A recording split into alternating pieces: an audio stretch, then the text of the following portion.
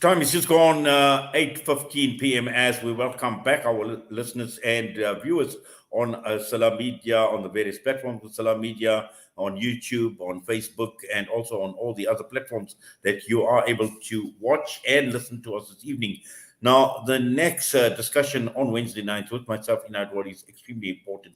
And we are talking about climate change. We are talking about COP27. Now, the key question is, why does COP27 really matter for the climate? And looking at the UN climate talks that provoke frustration every year, and just looking at the agendas that have been playing out, and there's been just so many issues with regard to these COP summits that are taking place, and to an extent that some say that they become a bonanza for anyone with anything to lose or gain from climate change. But climate change obviously is a reality, and a reality that is facing us in every way. And we see here in South Africa, there's just so much talk about so much, and looking at the West, looking at Europe, looking at all these goals that have been set in the past. Are these countries meeting their goals? Are they failing? And why are they making it Africa's problem? And that is a question that we are asking tonight. It is about green colonialism, which according to some, now we've got quite a panel assembled this evening. We've got Hameda, Deedat, who is a director at Naledi. We got Makoma, Lekalakala, Joburg director, EarthLife Africa. We've got Dhesigen, Naidoo, Adaptation lead, Presidential Climate Commission of South Africa. To all our panelists this evening, to you, Makoma, Dhesigen, and Hameda, Deedat, we welcome you to the show. Salams to you and the viewers.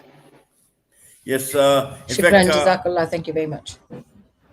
Right, Makoma, I think I just want to start off with you, and obviously all eyes are on COP27 and the summit, but the whole question surrounding the concerns, and many concerns have been raised in the past, and I'm sure they're going to be on the agenda. And the key question is, why does a summit like this matter so much? Good evening, and good evening to your listeners. This summit matters so much because we need a legally binding agreement for all countries to commit to reducing greenhouse gas emissions.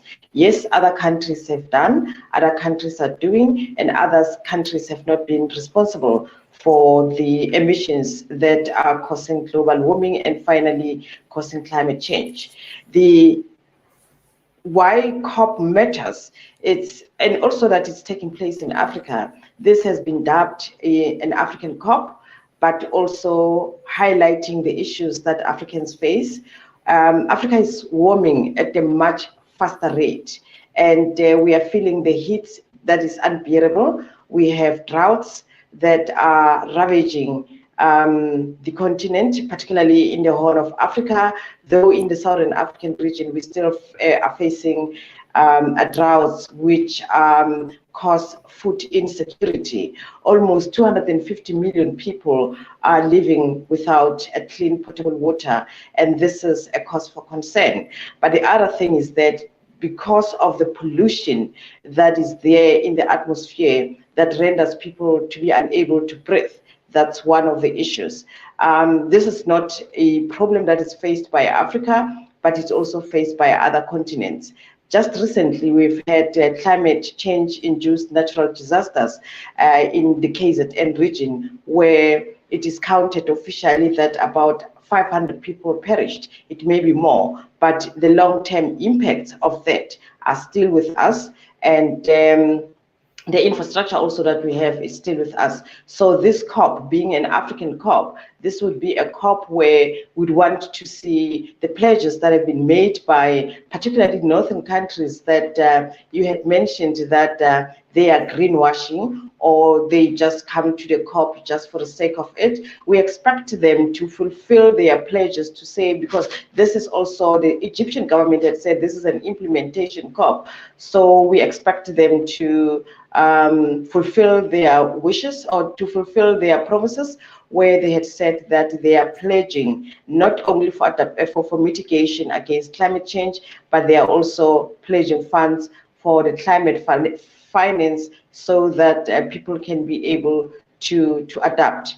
But one positive thing is that we got from our president when he addressed the summit that this is not only an African COP, but it's a COP that highlights also problems of other people globally. So that's a positive note, but however, we want to see implementation. We want to see the promises that have been made fulfilled, but we also want to see a faster process towards coming up with a climate change convention, a legally binding agreement that would commit all countries in the world to reduce their greenhouse gas emissions.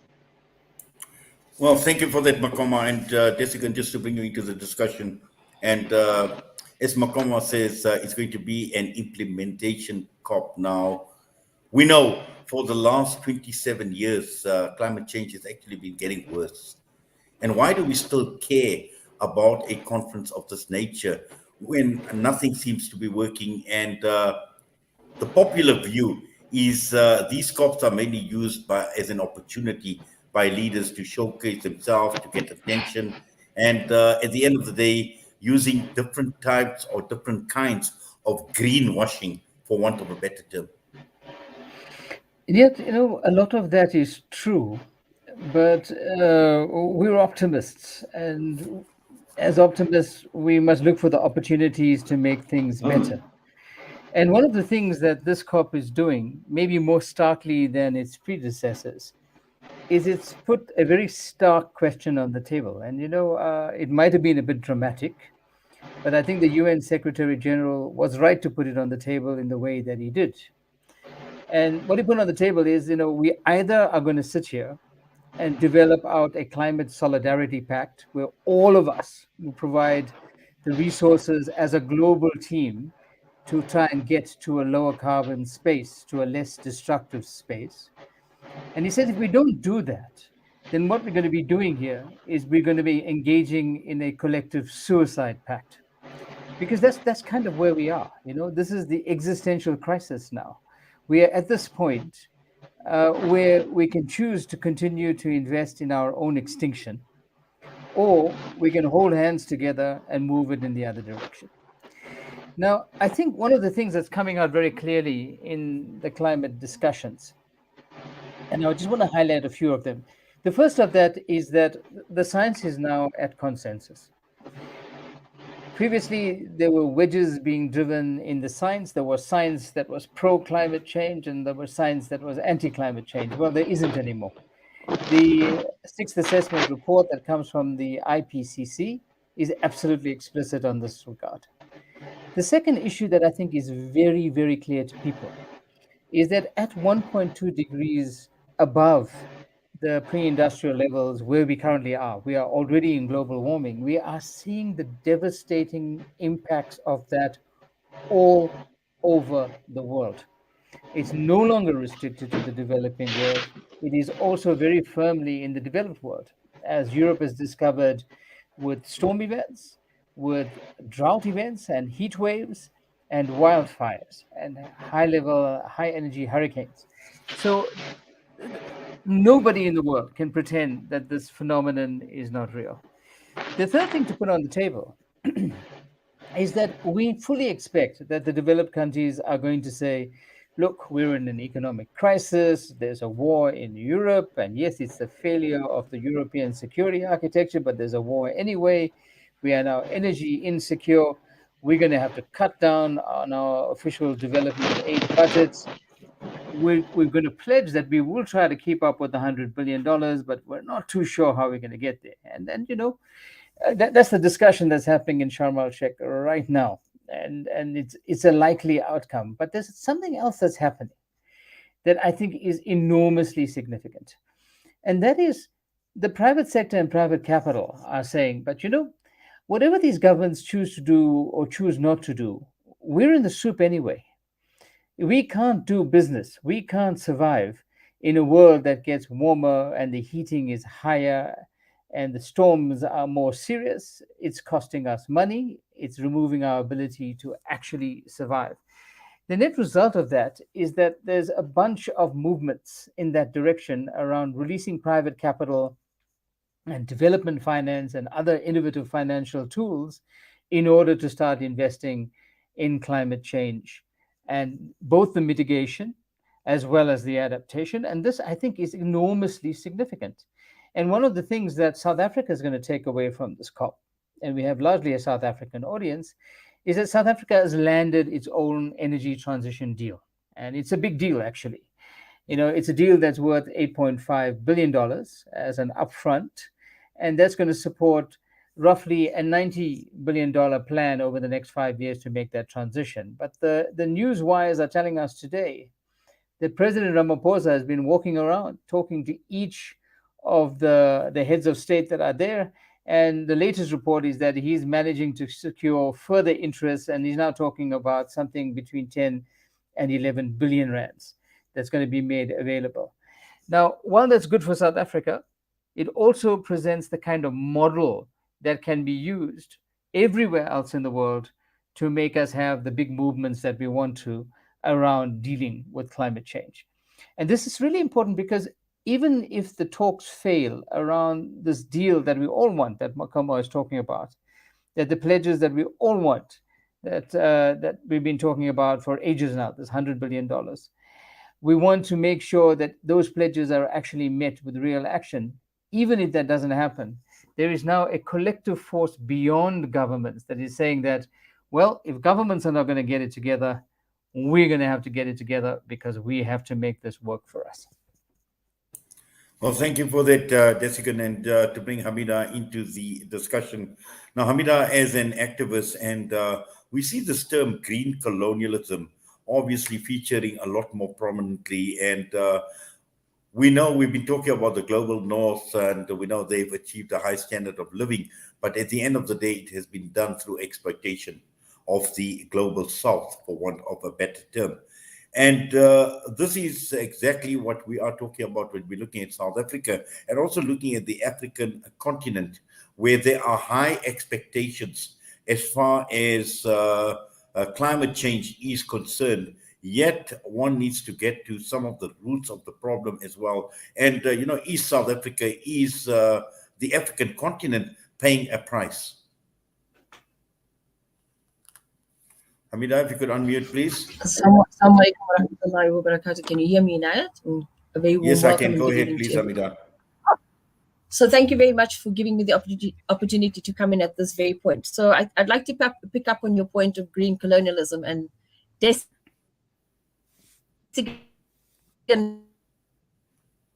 Hameda, I think I'm not too sure the other panels can hear clearly. You seem to be breaking so up. does Makoma, and as you rightfully indicated, I'm an activist, and so I challenge the current paradigm.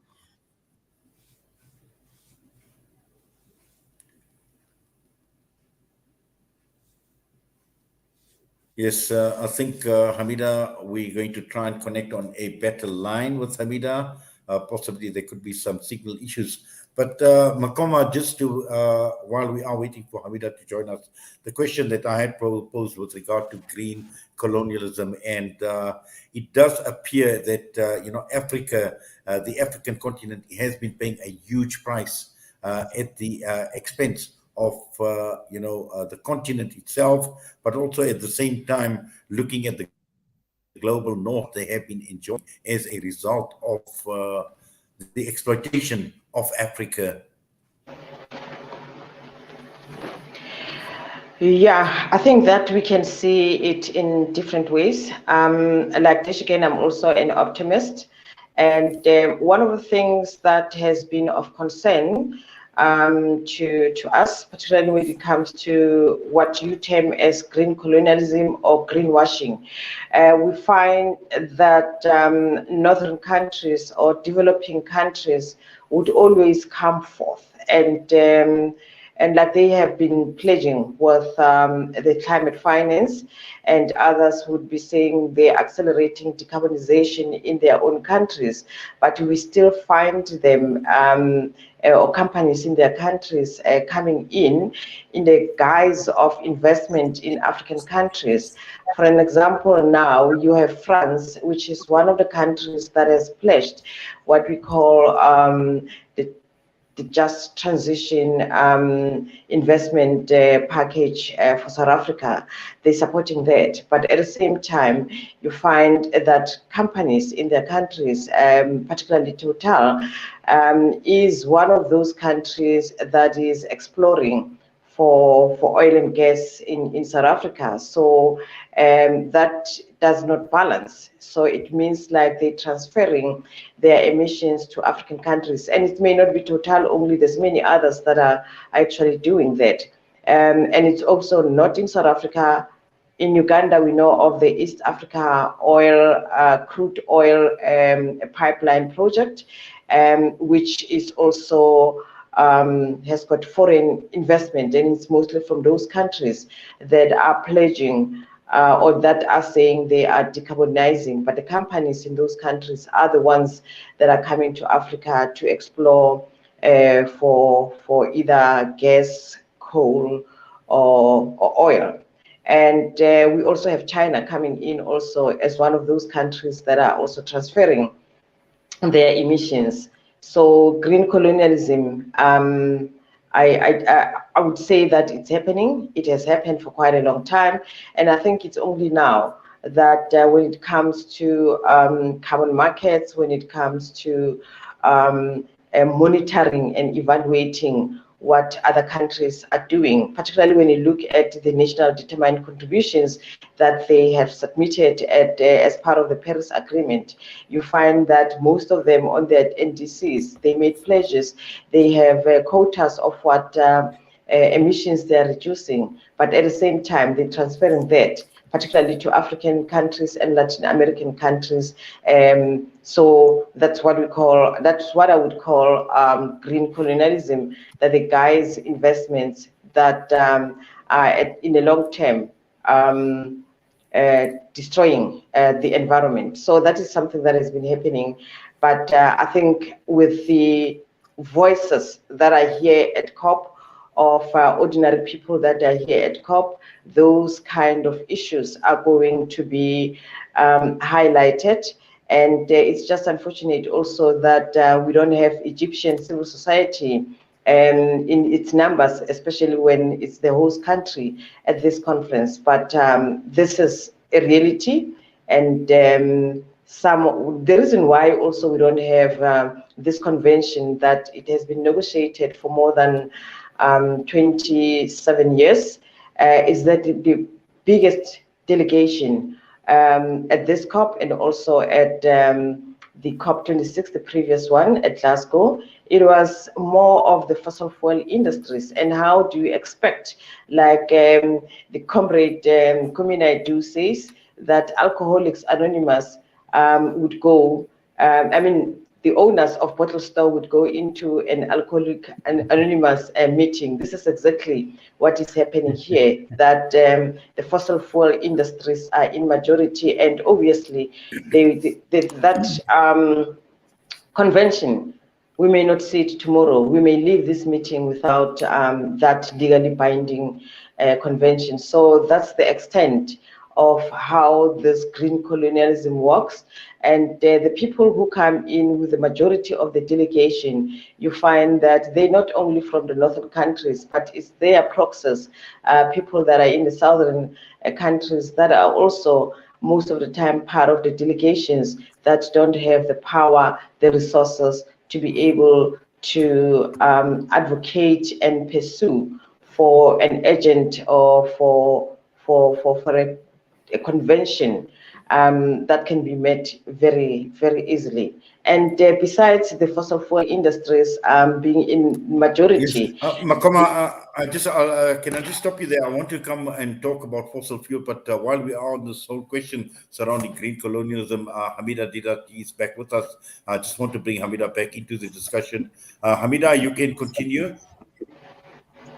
Thanks very much. I think both the technology as well as the forces know that my politics is very left. So yeah, I mean, I want to go back to the point, when we talk about pledges, I think we need to be exceptionally careful what we mean. Pledges are not money that's going to be given for free.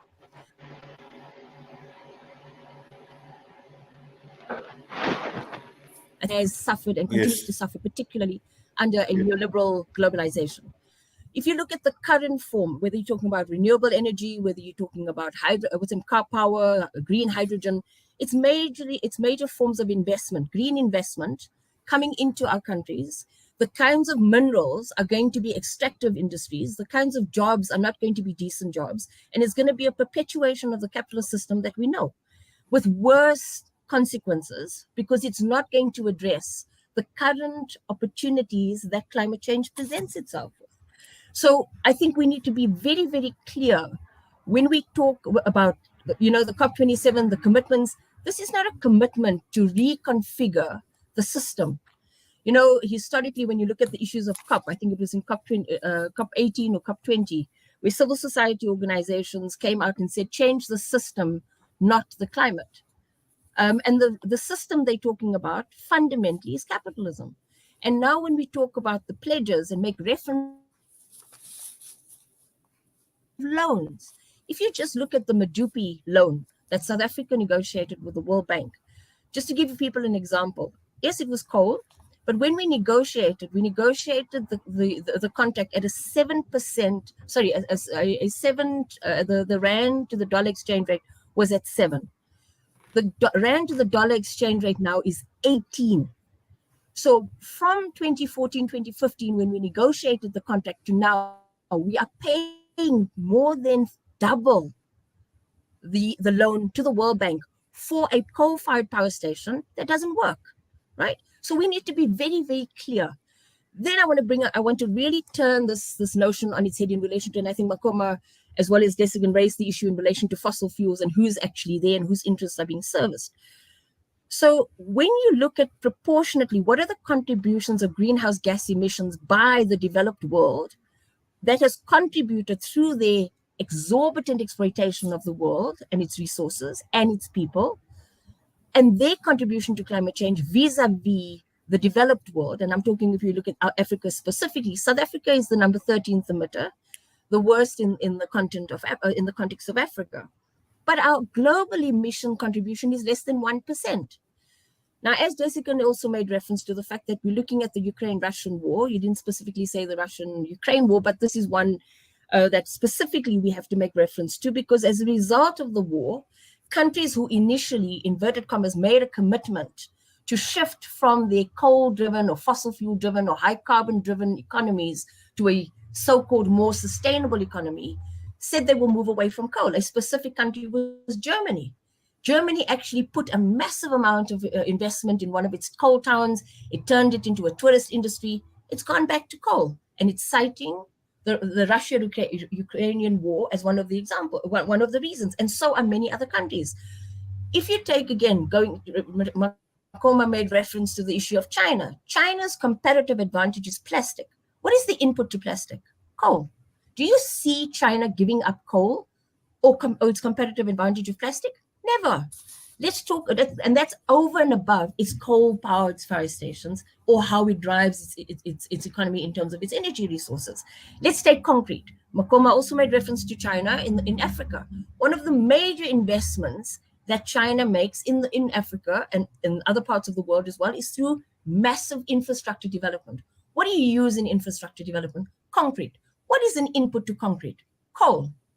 So, if you look at the true value chain of what fossil fuel actually means for the global economy, you will really understand why it is that the fossil industry is at COP.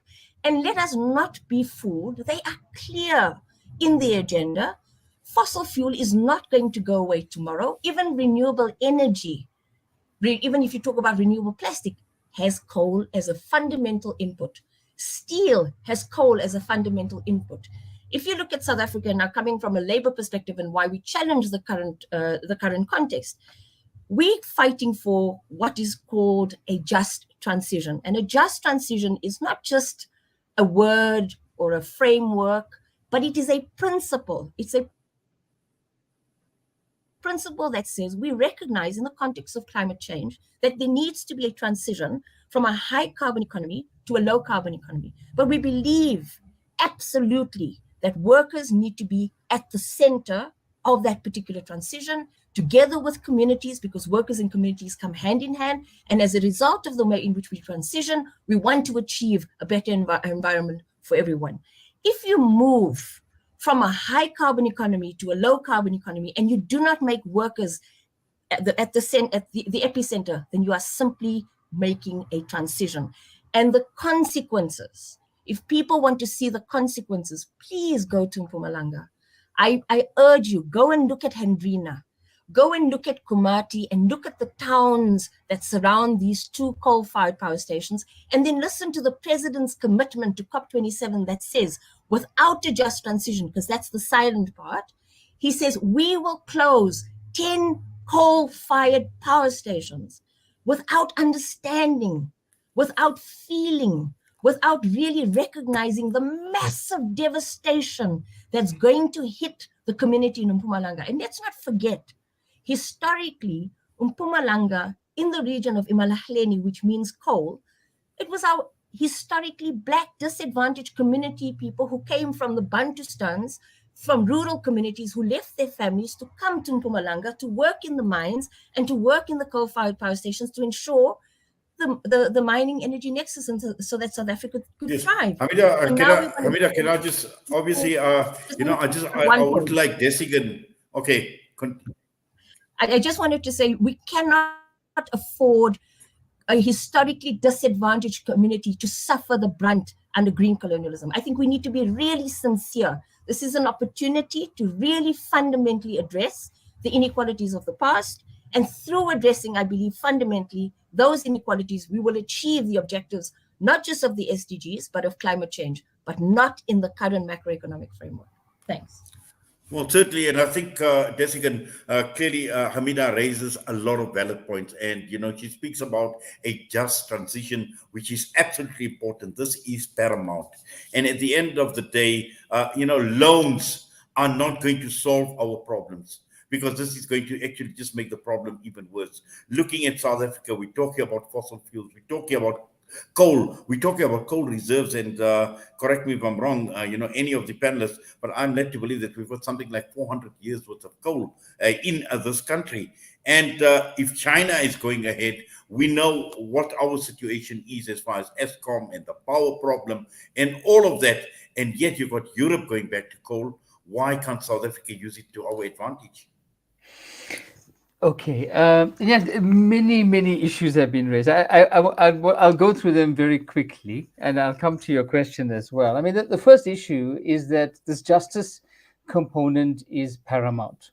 And this is what the Climate Commission has seized as its task. To say that, look, there is a transition that has to happen, and there are many reasons driving why that has to happen. Not the least being that if you don't, you will no longer be able to sell your products to anywhere else in the world. There'll be far too many green tariff barriers that disallow that. And you could go into a further economic spiral. But that aside, is that the way you get there really matters. So this just transition framework that the Commission developed, which has now been adopted by government as national policy, is dealing with that. It is saying that, well, one, there has to be distributive justice, because the shares of the boon associated with moving to a higher energy security must really be shared among all the people. And this includes the workers as a paramount part of the grouping that should be a beneficiary. But secondly, it also says that it must be a mechanism for restorative justice. We come from a hopelessly unequal past. We are in a very difficult, unequal present. We can't afford to go into an unequal future. So in the way we engage with this green transition must become a mechanism to be able to do that we couldn't do for the last 25 years, in spite of trying, and really organize for ourselves to be moving to a much more equal society where everybody is above the poverty line, and that is indeed possible. And the other justice that goes with that troika is the issue of procedural justice. In the way we make these decisions, we have to include as many people as possible. Even in the way the just transition framework was developed, it was developed through consultation. When the consultations were complete, the documents were drafted, they went back to the same communities to say, this is what we've come up with. We've now got that through a government system to make a decision. And now we're going back to the communities to say, right, now we want to talk about how we're planning to implement this just transition. So that part is really, really important. The second point I want to react to is that it's something that Carlos Lopez, the former executive secretary of the UNECA, has made very clear in a couple of fora. And the point he makes is that Africa and African resources, in particular mineral and fossil fuels, has powered the revolution, the industrial revolutions of the North. It has made the North prosperous without being a beneficiary. Now, all of the new minerals that are required for a renewable energy economy, and Hameda is right about this, is also coming from the developing world, most of it from Africa. And the real risk for Africa is to once again power a new economic revolution in the world without being a sufficient beneficiary, and we dare not make that happen. We actually have to lead from the front. The next point I want to react to is that, we're living in a genuinely multipolar world now. And that multipolar world means that Africa and South Africa has many more choices than we've had before. Previously, we could only go back to the colonial masters to seek help. That's not the same situation in 2022. Our options are much broader. The asset value of this continent is generally recognized by all of the major players, including China and India and Turkey and Korea and Japan. All of these players are playing on this continent in addition to the Europeans and the Americans. And we must use that to our negotiating advantage. And I do believe that we can. So one of the discussions that's happening right now is the expansion of BRICS. And it seems reasonably likely that countries like Saudi Arabia, countries like Iran may actually join BRICS. And if they do, then the character of BRICS as a force, an economic force in the world, changes quite dramatically, which also means support mechanisms around funding these transitions that we need to do in order to deal with the climate issues, in order to deal with the inequality issues, in order to deal with the lack of economic development issues, also becomes wider. So I think that, we must absorb all of the risks that Hameda is talking about. We would be unwise to ignore them. But we must also apply ourselves with innovation around the way we can go forward. The last point I want to make very briefly is that the COP is a big event. It's like somebody's uncle's birthday party. Everyone has to go there. But the real gain that you get from that are all the other people you meet at the party and what you do with those relationships. This is also true for Africa and South Africa. That is exactly what we should be doing at this COP. This is exactly what people are doing at the COP. I mean, Makoma is at the COP right now. She's talking to us from Egypt, and she's going around and building those alliances, and those alliances are really, really important. The other thing to put on the table is that the intergovernmental negotiations aren't the only mechanisms.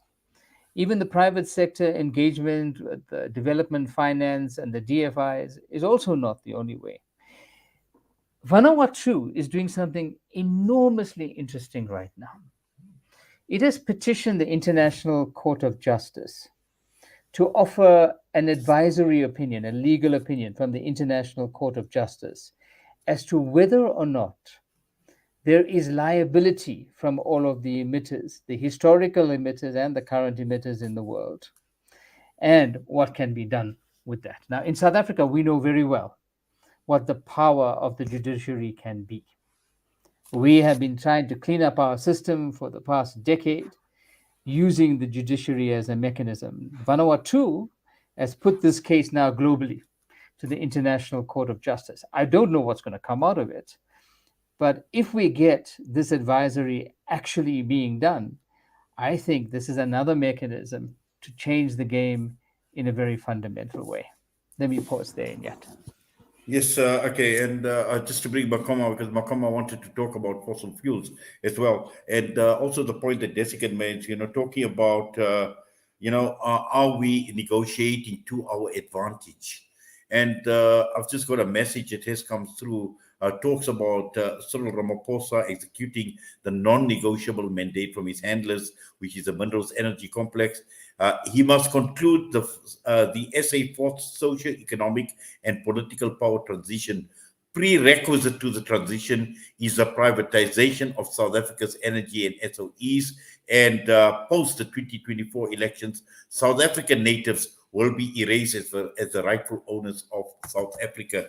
Now, obviously, this is alluding to moving away from fossil fuels, and also in terms of privatization. And at the end of the day, this has been a subject of discussion. As Dhesigen mentioned, there is a huge interest on the African continent. In fact, everybody is here. The Europeans are here, the Americans are here, the Turks are here, the Chinese are here. Everyone has got an interest in Africa.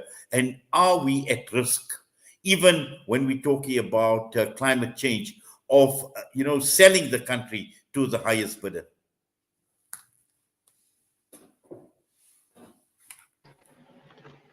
Thank you very much. I would just want to maybe somehow respond to some of the points that Hameda has raised. I think the issue of jobs is a very sensitive issue, and that is why I believe that this transition is for the benefit of all. The coal-fired power plants, most of them that are in the Mpumalanga area, have reached their lifespan, so they need to be decommissioned.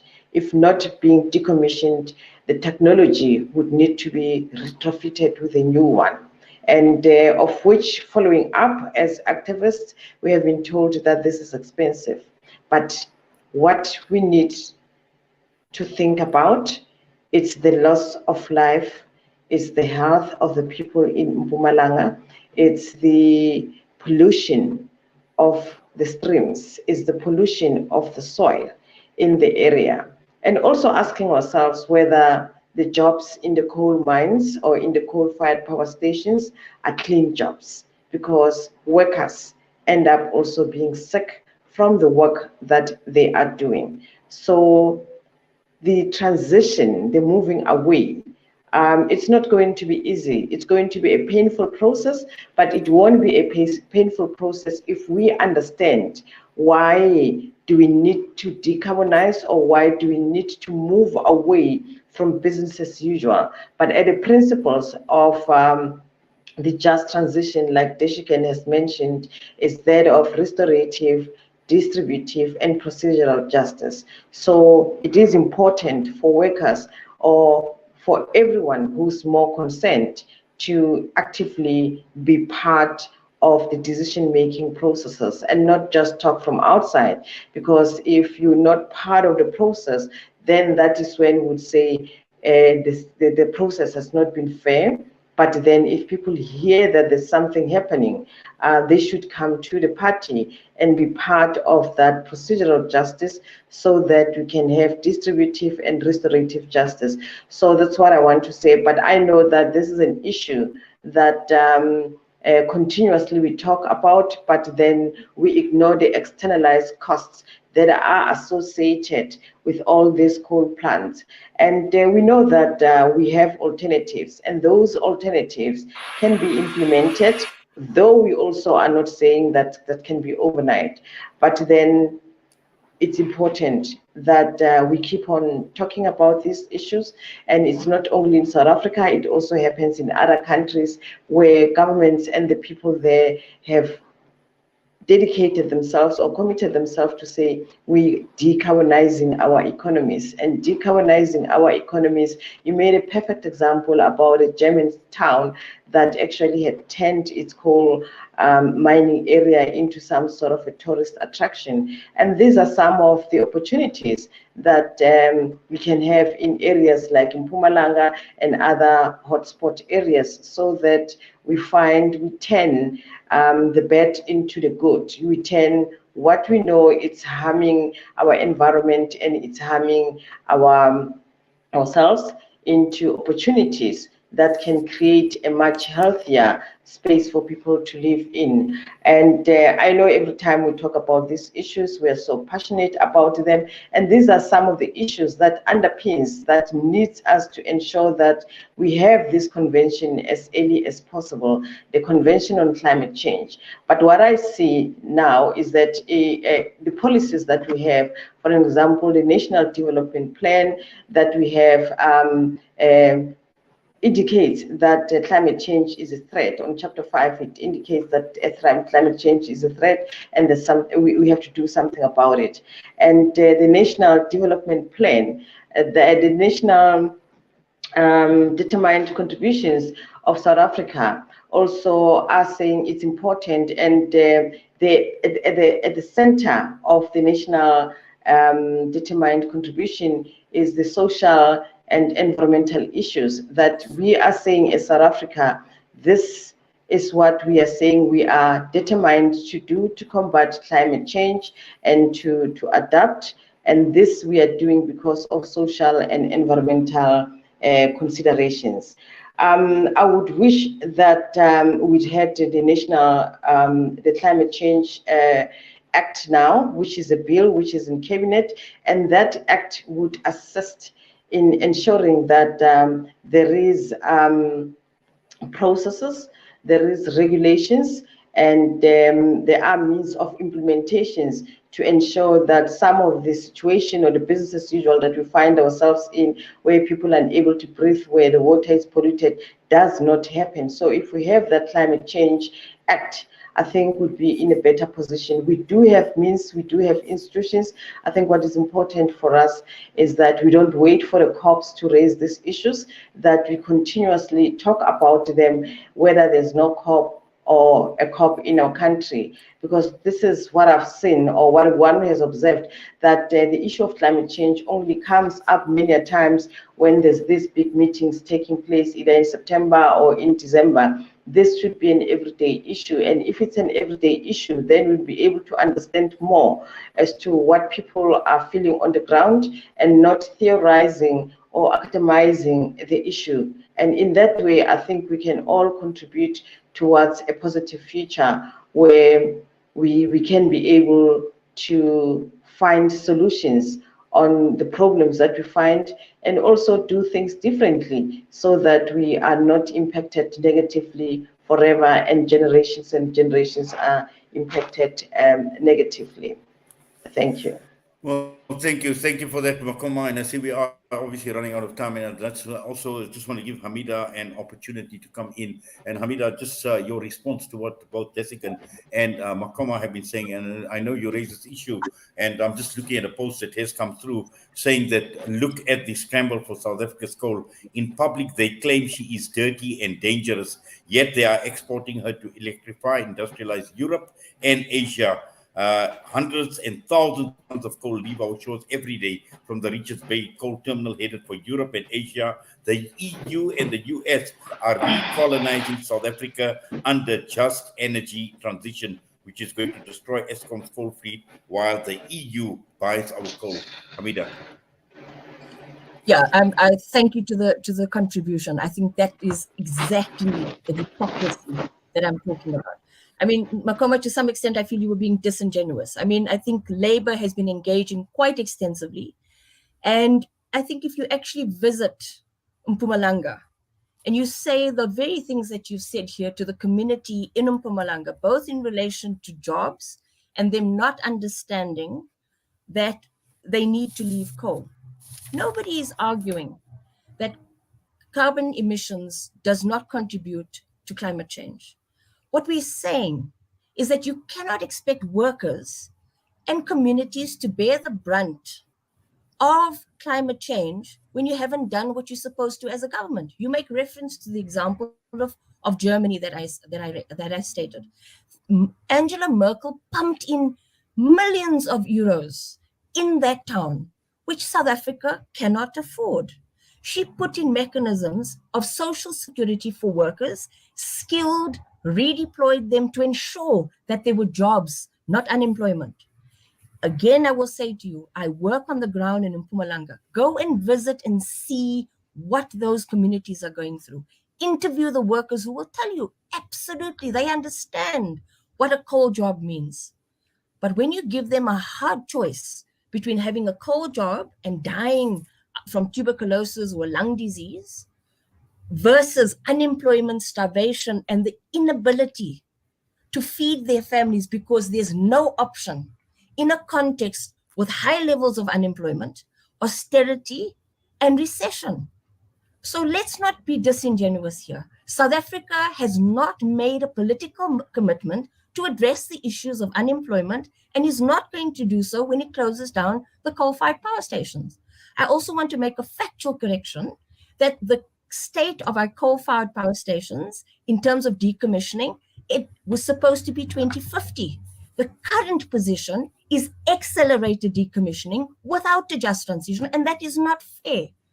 In the IRP, I think of 2012, it was stated that the coal-fired power stations, we all know have a certain lifespan, have to be decommissioned. Where was the plan in the process of decommissioning of what we were going to do to the workers, what were we going to do to the community? Because when you leave unemployment in Mpumalanga, the socio-economic ills and the devastation that's going to hit Mpumalanga is going to hit the entire country. We cannot fix the decommissioning of the 10 coal-fired power stations in 1 year. The plan was supposed to happen 10 years ago. And let's be honest, there is no plan. And for as long as there's no plan, we as workers will stand up and say, we will not carry the consequences of climate change for the second time. This is not fair. More importantly, less than 1% of South Africa's contribution is to the greenhouse gas emissions. Yet the demand and the acceleration for South Africa to move from a carbon economy to a decarbonized economy is faster than most developed countries who are contributing to greenhouse gas emissions. Whose agenda is this at? To do so in a context of unemployment and austerity is irresponsible. And for workers and communities to be bearing the brunt, highly, highly unacceptable. It is morally wrong. Well, Hameda, I see time obviously has just run out, and I think as we're heading towards closure, we're going to have about 5 minutes, and I'm just going to go around to each of the panelists. I'll give you 2 minutes each. Dhesigen, starting with you, just some final thoughts. Yes, I think it's important to react to what Hameda has put on the table very quickly. Number one, South Africa's coal-fired power fleet is not delivering.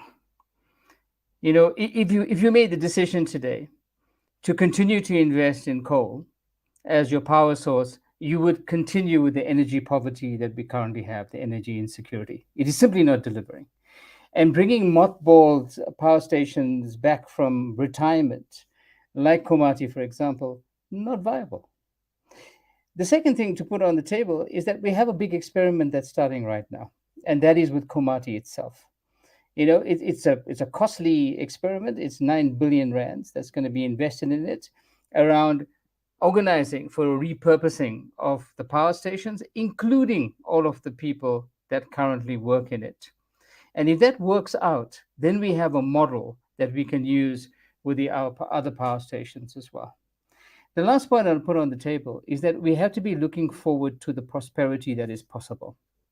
One of the big issues that we've been dealing with in the energy transition is how to transform our transport sector, including now producing in South Africa electric vehicles.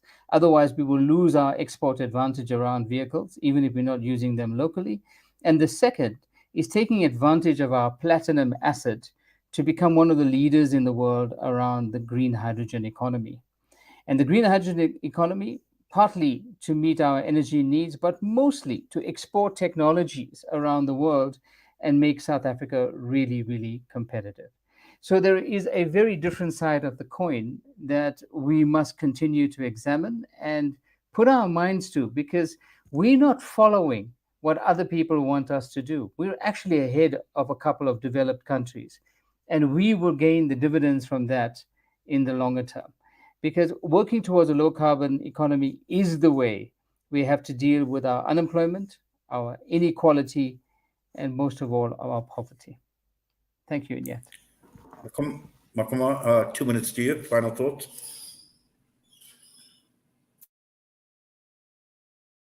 If you could unmute, You need please. to unmute. Thank you very much. I think I would still stand on what I said, that it's important for us to have continuous engagements everywhere. And with this engagement, that is when we can be able to bring solutions. Yes, I understand, Hameda, there are people and you are also involved, but we need the massive engagement of people on this process. And that is what I stand by, that we need engagement. We need active citizenry to be able to engage in these issues. And if we don't, we still have doubts if this is going to work, this is going to help us, because if really the issues that you have brought up come in, but I'm very harrowed to learn that people would rather opt to be sick rather than decarbonize or close coal-fired power stations, because the rate that people in Mpumalanga are dying, the rate in which people are unable to breathe, it's unbearable. And so I'm like really shocked to learn that people would say would rather have jobs, that we could feed our families, we can get sick, it's fine. And it's not how things are supposed to be. It's our duty to ensure that people understand and we bring up alternatives at the fore. You had indicated the issue around that the whole crisis or the whole problem that we find ourselves in, it's a capitalist problem. So why don't we bring in alternatives to capitalism that would ensure that the perpetuation and exploitation and the destruction of the environment doesn't happen? And I think it's our duty to stand up and do so. And that's why I'm calling for people to be actively involved, for people to engage, so that we can all come together with a solution to resolve the problem that we find ourselves in, and do away with a system that continuously renders us to be in a worse situation than we find ourselves in today. Thank you. Thank you, Makoma. Hameda, final thoughts from you. You've got 2 minutes. Sure. So I just wanted to correct, just to clarify, Makoma, it's not about people having a choice. It's about the desperation. I mean, if somebody tells you, I would rather be sick and feed my family because at the moment, the only job is a coal job. The issue is, if there was a just transition that provided precisely the point that you're stating, an alternative, that is what a just transition is supposed to have been. And that is why I said, if we wanted to close the coal-fired power stations, because we know that when you build them, they're only supposed to last for a certain period of time, surely there should have been a plan in relation to when we close it. What is the next step? Unemployment can't be the solution. That's the problem. So I want to end off by taking, Dhesigen, you raised the issue of the motor vehicles, right? So if you want to transform South Africa fundamentally, and if you want to address the issues of poverty, you want to actually address the issues of jobs, you want to address the issues of carbon emissions, and you simply take a rapid bus system, this BRT, you do an overhaul through mechanization of a train or bus system, right? You get rid of the individual cars. You start mechanizing cars towards, you do the retrofitting, so you don't have to buy an electric car, but you can actually buy the components that convert an ordinary gasoline car to one that becomes mechanized or electrified. Those become potential jobs. It becomes green. It becomes innovative. It means you develop a completely new oriented industrial strategy that is completely aligned to our country, to our needs, but most importantly, it's going to fundamentally address the fact that poor working class people are dependent on unreliable public transport. But if you want to fundamentally address the very issues that you raised, inequality, poverty, and do social redress, then do it through a public system that is equitable, that is through electrification, which addresses the issue of carbon, but fundamentally is human. and has beneficiation for people and creates jobs. That's what I'm talking about. And that is what's missing, because the fundamental problem is the system, not the climate. Well, Hameda, Deedat, Dhesigen, Naidoo, and Makoma, Lekalakala, we thank you very much for your time with us this evening. Clearly, it has been a very insightful show. A lot that obviously is that we still need to unpack. And I think we've just basically scratched the surface as to how big this issue is. We thank each and every one of you for your participation on the show tonight, and we wish you all the best. And with that, I'm going to be signing off. And from myself and the team here at Salam Media, Wednesday nights with myself, Inayet, Wadee, another edition, and it's been an absolute pleasure being in your company. Until we meet again, from all of us here, Assalamu alaikum wa rahmatullahi wa barakatuh.